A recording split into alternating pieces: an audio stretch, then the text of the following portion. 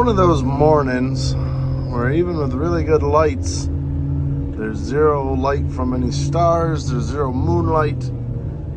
It's just hard to see. Pouring rain, dark. It's kind of a miserable morning.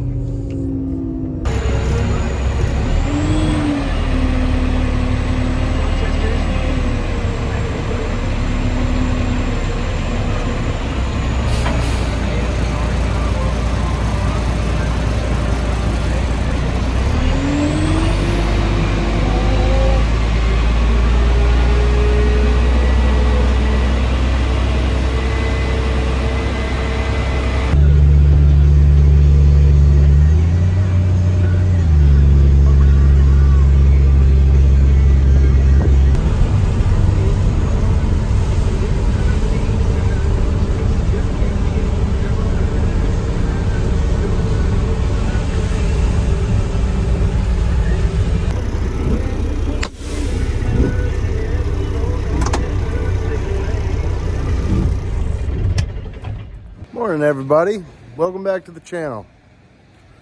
Finally stopped raining. It has been raining hard all night. Like it's a wet, sloppy mess. What are you gonna do? At least we're not trying to chop corn. We still got a couple weeks, probably 3 weeks before we're doing that. So get all the rain out of the system now. If it could just stop raining completely from like September 1st to September 15th, we'd be in business. So it's probably not going to do that. But anyways, we just got the ladies fed for the morning. I'm going to head home, get myself fed for the morning, get some breakfast. We will come back here around 6:30. So we can start getting the barns cleaned up once our fresh group goes to the parlor. I really am not sure what all we're going to get into today. So, yeah, bear with me. See what comes up, I guess. I do know this truck, we've got a light bar on the back bumper because we generally do quite a bit of feeding at 2 a.m. as such, and it's really hard to see, and that's not working. So maybe we could trace some wires on that. I've got another skid steer we could service. I could get our merger hooked up, get that greased, get that ready to go. We'll probably, hopefully, weather pending, start cutting hay the end of the week, so we can hammer out our fourth cutting before corn. That'll give us time to get the chopper ready for corn, get the processor in, all of that.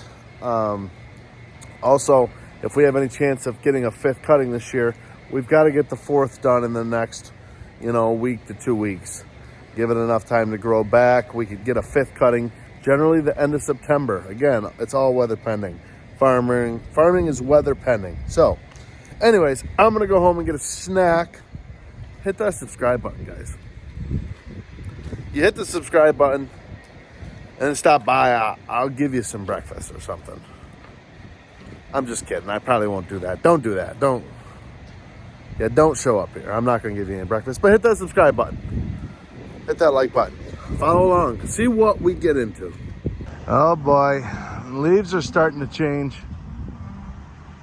Winter is coming. If I was a Game of Thrones character, I would definitely have been part of the House of Stark. Okay, correction. I would not have been of House Stark. I would have been Tyrion Lannister's full-size twin brother. The parties we'd have thrown. Also, we'd have totally just defeated everyone. The House of Lannister would have ruled all the kingdoms. So, yeah. Anyways. Well, we ended up getting a couple inches of rain, but my alfalfa is up along with some volunteer wheat. Quite a bit of volunteer wheat actually, but alfalfa's up. It is Monday morning. That was planted Thursday afternoon. Don't believe me? Go back and watch the video. We are right by the barn. So that's pretty cool. That stuff jumped out of the ground, which it should. It's had heat. It's got a ton of moisture, and it had a serious amount of manure before that. So it's got food, water, heat. I'd be curious to go through the swamp over there and check out the fields that we drilled the day before this. I think that was, yeah, last Tuesday, Wednesday, something like that. I'd be curious to see what those are up to, because I mean, these things jumped out of the ground. This water's bad. There is a tile. It hooks in from here, and it comes up through and kind of cuts out there. I know that because we just put that in when we built the barn last year. So this is probably all setting on top just because of the sheer amount of rain that we got so quickly. I wouldn't be surprised if by the afternoon this surface water is all gone. But yeah, just wanted to show you guys the seedings are up. Sweet. Hell yeah. Kind of pumped about that. Maybe this afternoon we'll run up there and try to check out those first few seedings that we did, see how they're coming along. Happy they're up out of the ground. It's supposed to start cooling off around here. Right now we're in low 70s. But I see, like towards the end of the week, we got a couple days that are highs in the 60s, which is great to work in. It's awesome. I love the fall. I love chopping. I'm just not looking forward to what's coming after it. But I need to get over that, because fall is my favorite season, minus what comes after it. So yeah, we'll go check that out later. Got other stuff to do. No controls.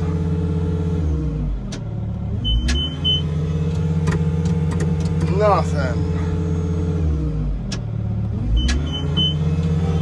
It moves. It's just a total piece of trash. There we go. Those of you guys that followed me from the beginning, I said never buy a Bobcat.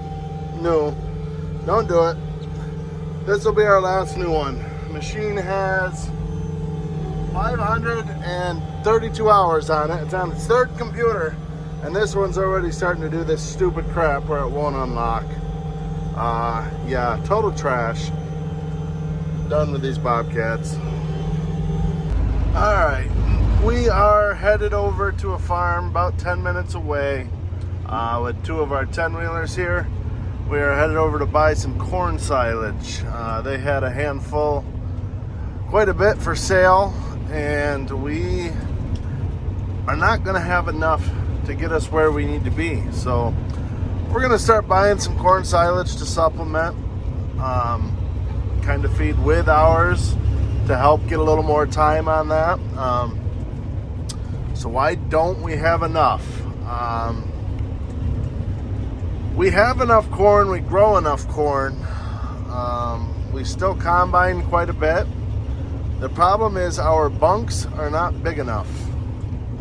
We lack for real estate right now, and also we only had one tractor with a blade, and that could not keep up with our 10-row chopper. So we weren't able to go as deep as we would have liked. It didn't get packed as much as we would have liked. Now, those of you guys who follow along have heard me say that once we get this lagoon project finished up, we can then fill in our existing earthen lagoon, which butts up to our bunks, put concrete down on that, and that will almost double our real estate, which will allow us to chop a lot more corn and have space for it. Also, we did order a new grouser blade for our 9560R that we bought this spring. That will also make a big difference, having another blade tractor on the pile to help push up the hill. Unfortunately, the way our bunks are set up, everything gets pushed up. There's no, ramp or upper wall, anything like that we can push down off of. So between the doubling of the real estate and the doubling of the blade tractors in the next year or two, this should not be as big of an issue. Obviously, the new bunks are not going to be done for this fall, but hopefully that blade is in. They told us it should be here by September 1st. So, yeah, hopefully. Worst case scenario would be it's not here at all for corn. The hopeful worst case scenario is it's September 7th instead of the 1st, or the 10th instead of the 1st. So at least we'll have it for the second half of corn when we're really trying to push uphill. But we will see. The way it's been, you order something, it takes quite a long time for anything to come in. But yeah, like I said, we're gonna see what all happens, I guess. But hopefully this isn't an issue. We kind of got lucky that, you know, one of the neighboring farms has corn for sale, honestly. If not, we were gonna probably have to start chopping here in probably 2 weeks and feeding green. And we have done that. We don't like to do that. The cows don't like that. So yeah, that's what we're up to at the moment here.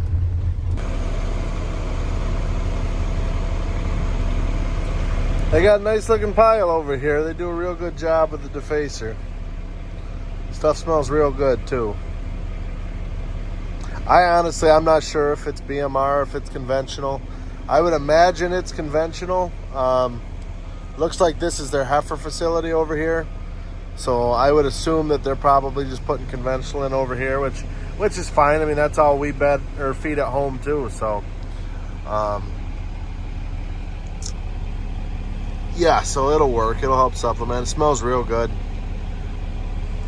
It's kind of nice. The guy came out and defaced for us and said, hey, you guys hop in. You guys can load yourselves. And they got scales out front to weigh in and weigh out, and we just keep track of it. And yeah, it works out pretty nice.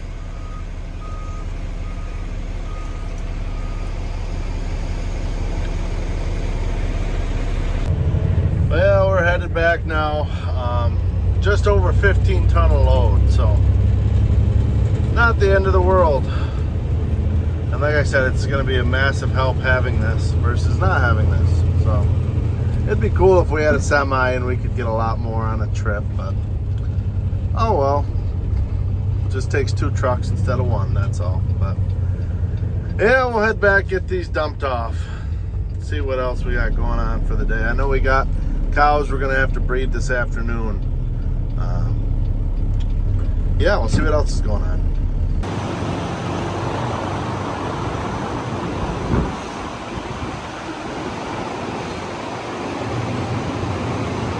Well, we had 3 or 4 fresh cows. We got them, okay, not 3 or 4. I know how many there were. There were 3. We got 3 fresh cows sorted off the pack, got them put in the fresh group. They're going to be headed down to the parlor here shortly. Just wanted to give a shout out, Dairy Next. So our nutritionist, Bob Kozlowski, is part of a group they just formed, I think he said in January.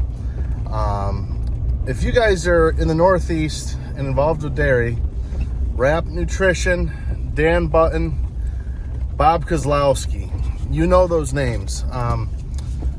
They're the best of the best, guys. They really do a great job with cows. And they just all consolidated into one Dairy Next. Used to be Advanced Dairy Services is what Bob worked for. I don't know what the rest of them, what name they went under. But anyways, they're all together under the name Dairy Next. We had a real good conversation there for about half an hour. And he came out because he's going to take samples of that corn silage we just hauled in, just to adjust the ration if need be. And he said that they watched my videos and heard that I needed a hat. So that is awesome. I appreciate that. Also, he had a lot of really inspiring words to say about the videos that I've made. It is good to hear positive feedback and that people are enjoying the stuff that I'm doing and enjoying the videos. So yeah, anyways, really cool, guys. I just wanted to give them guys a shout out, bringing me out a hat here. They're not a sponsor, nothing like that. Just saying, if they're watching the videos, what's going on, guys? Appreciate the hat. That's all I'm saying. Anyways, it is noon. Headed home to get some lunch. after lunch, I'm gonna get the waters cleaned out in the barn. Not a fun job, got to get done though. Gonna do that, and then we got some cows to breed. It's still raining, not as hard as it was, just a steady solid mist. It's really soaking in. Like, the ground is officially not dry anymore. We'll leave it at that. It's really good though, like for the crops. Once we get this fourth cutting off, there should still be plenty of moisture in the ground to get fifth cutting up and rolling. And the corn's obviously going to be finished out great. Maybe this afternoon I'll try to stop and get a quick clip of some corn, some of our earlier stuff, and we'll see where that's at. We'll see how the afternoon goes, guys. Also, in regards to nutrition, he brought up maybe, when things slow down a little bit here after corn's done, maybe we'll do a video about our rations or nutrition. We'll do a little bit on feed sampling, stuff like that, and we'll explain to you guys how our ration is balanced, why it's balanced. Forage samples, we can look at what our alfalfa's testing, what our conventional corn is testing, stuff like that. I don't know. I think that would be a cool video for us to do here this fall or winter. So yeah, I don't know. We'll see what we got going on this afternoon, guys. We'll be back. Just on my way back from lunch, figured I'd take a little different route. This is the first field that we drilled, and yeah, it is greening up. So that's awesome. Other than the rain, it's still raining hard out there. You can't really tell, but yeah, greening up. There is volunteer wheat in this. This is not Roundup ready alfalfa, but we did talk to the chemical company we work with, and they do think that they've got something for us that we could spray on to kill the volunteer wheat that will not affect the alfalfa. But a little bit of that green's wheat, but you can't really see it in the camera, but there's very clear rows of alfalfa. So yeah, that's pretty awesome. The fact that it's already looking that good after just a week, that's crazy to me. Just because the last few years we've been so dry. There were times, I think it was last year, some of our fields didn't come up for a week and a half, 2 weeks. So pretty cool. All right, guys, we're out in the freestall now, looking for heats. So on this farm, we don't use any kind of activity collars or activity monitoring of any kind. We don't do any pre-syncing, off-syncing, nothing like that. It's all visual heats. Yeah, so I'm just out walking the barn. Generally, Mondays are a slower day. You'll only get a couple. We see most of them from the feed truck. We haven't seen any today, so I just wanted to walk through and just make sure that we didn't miss anything. So walking through them here now, just looking for anybody acting a little funny, looking for tail heads shined up. So because we bed sand, our cows kind of always have just a little bit of sand on their backs. They're not dirty, but they've got some sand on their back. If they're in heat, they're between their hips and their pins, that'll be cleaned off. And generally they'll be running around the pen with another cow, fooling around. I'll show you one if I find one, but heat detection's pretty easy. It's even easier in the wintertime because if a cow's in heat, they'll be steaming. Their activity was so much higher, and from jumping around with other cows and stuff, they're sweating and they actually steam. So it's a little easier in the winter, but it's not hard to find them even now. It's just gotta take the time to do it, that's all. All right, so this cow right here, even though she's laying down, I suspect she's in heat. You can kind of see where it looks like some of her hair was rubbed off from being ridden around the barn, and there's just a little bit of mucus there. That's another sign of being in heat. You can just see how shined up her back is there. A lot of times they're pins, and in through here, they'll actually wear the hair right off, which she has started to do. Plus the fact that she's just letting me sit here and pet her like this, we are a little extra friendly here. So I suspect she's in heat. Any cow that I see that I think is in heat, I will look up on the computer and see where she's at days wise. How far along in milk, if she's been bred, how far along since the last breeding. So those are just a couple things we got to look up before we breed. Alright, so I get on Dairy Comp, I type in their number. So like this cow is in heat here. She's not been bred yet. She's 61 days in milk, so she's good to breed. Pretty good cow. So I gave my father-in-law a call, and he told me what to breed them to. So she's gonna get bred to the bull called Drumroll. Had a couple other heats, like 42-54. This is why you always look them up. She's been bred a ton of times. She's a DNB. So I know not to breed her again. She's still making 87 pounds of milk though. For being 320 days in milk, that's pretty good. 5308. I typed in the wrong number. So then you got like this cow here. She's been bred 3 times. You can look, days since last heat is 22 days. So cows are on a 21-day cycle. So if they're right in that 19 to 24 range, it's very likely that they are in fact in heat. And this cow, the last 2 times have been bred to Angus. So I don't even need to ask about her. If he breeds them to Angus once and they come back into heat, I know they're gonna be bred to Angus again. So she will be bred to Angus. Just not as good of a cow, kind of an older cow. You can kind of look through all the different stuff and see her performance. But so I know she's got to get bred to Angus. So yeah, that's pretty much the gist of it. You just quickly look them up and kind of get their story at least. Now, if this days since last heat said like 30, I wouldn't breed her.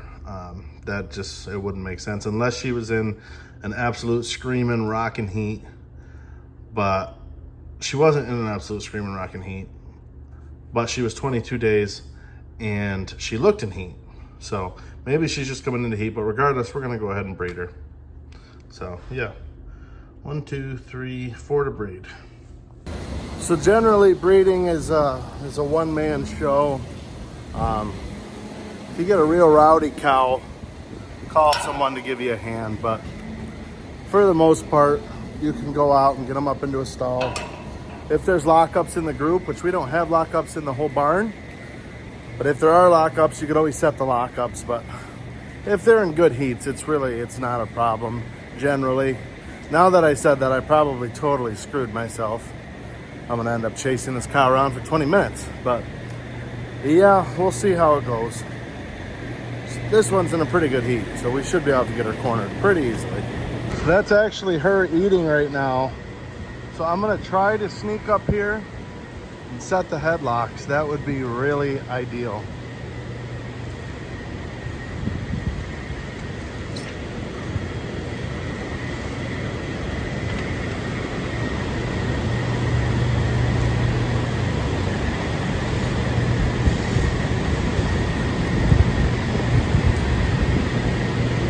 Yeah, it's not gonna be that easy, I guess.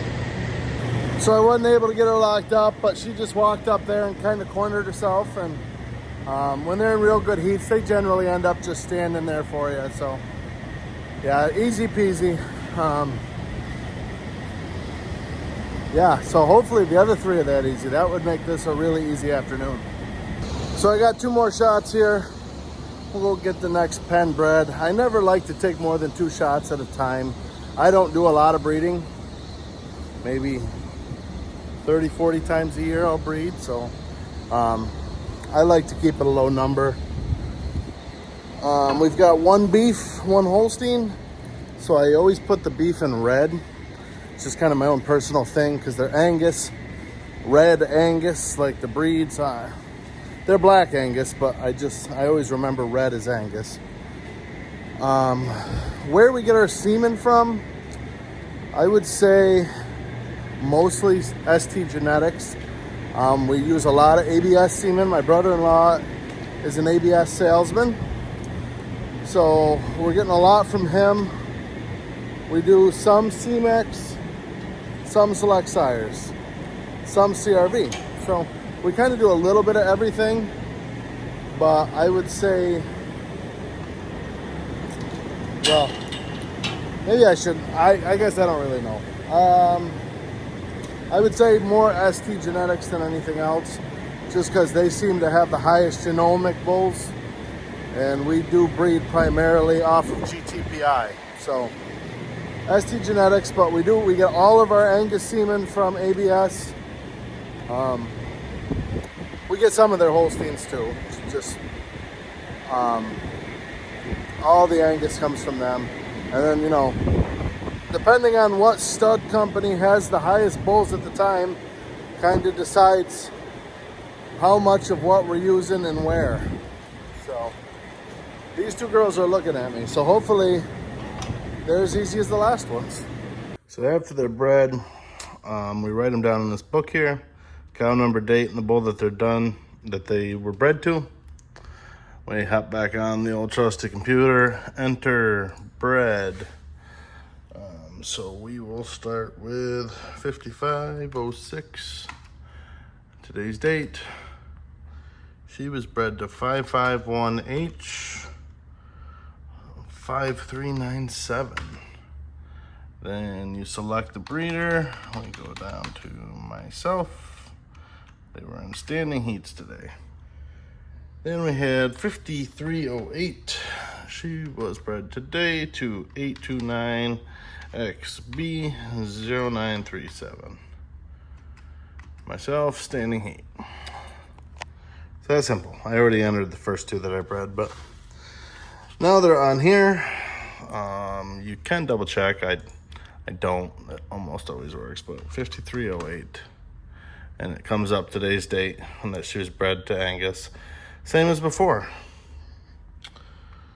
5506, same thing. She's now been bred to that bull, drum roll. And then it shows up 9S. That would be me. So, yeah, it's pretty simple. Some people call it old school to put it in here. It literally takes 2 seconds to put it in here. And then you got to back up in case something were to happen to the computer. I know this should all technically be backed up through DHI, but I don't know, what the heck, you know, it doesn't take 2 seconds. Also, he won't admit it, but I think my father-in-law someday wants a paper trail of all of everything he's ever bred, because he's got all of his old books kicking around in these drawers. So someday it'll be fun for him to go back through and see what bulls he was using when. All right, guys, we're gonna call it a day there. We're gonna end the video. It's 5:15, still raining pretty good out. You can't see it because I got a whole bunch of stuff in my back seat, but got the cattle trailer hooked to my pickup. We're taking a heifer up to Oakfield tomorrow. They're gonna get on a trailer and head to the state fair. So bright and early tomorrow morning, we're gonna load her up and take her up. So headed home a little early, try to get a little bit of rest before tomorrow. So hope you guys enjoyed this video. Hit that subscribe button and we will see you guys tomorrow.